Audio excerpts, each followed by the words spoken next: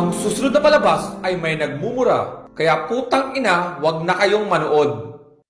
Hi, ako si Baby Bear. Wala akong pake, pero ako si Doray. At ako naman si Unggoy. So ano naman kabaklaan ang kailangan mo?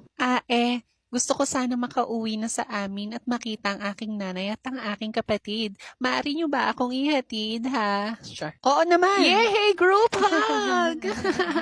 Anong nakakatawa? Ay! May pagong! Mukhang hindi sila makaalis kasi hindi niya magising yung anak niyang tatanga-tanga. Tulungan natin gisingin ang kanyang anak. Isigaw natin na malakas. Gising pagong! Di ba sabi ko laksan nyo? Isa patang ina nyo. Gising pagong! Ayan, nagising na ang puta. Tara na.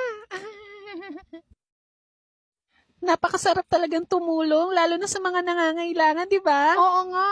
O bakit may pag-ikot, be? Yay! Saan kaya ang daan papunta sa bahay ng lintik na baby bear na ito? Pag pinili mo ang pula, ibig sabihin tanga ka. O sa asul?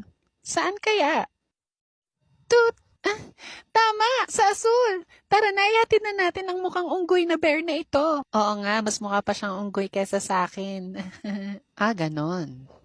Tara na. Mama! Mama! Andito na ako! Anak! Napabuka ka na ako eh. Saan ba ikaw galing? Ma, nagdala ako ng kakainin natin mamaya sa dinner, oh. Hindi nila tayo naiintindihan kaya okay lang mag-usap tayo. Ay, mukhang malasa nga ang batang ito eh. Pati ang unggoy pwedeng adobohin. Bitch, what are you saying? Yeah, dude, what's up?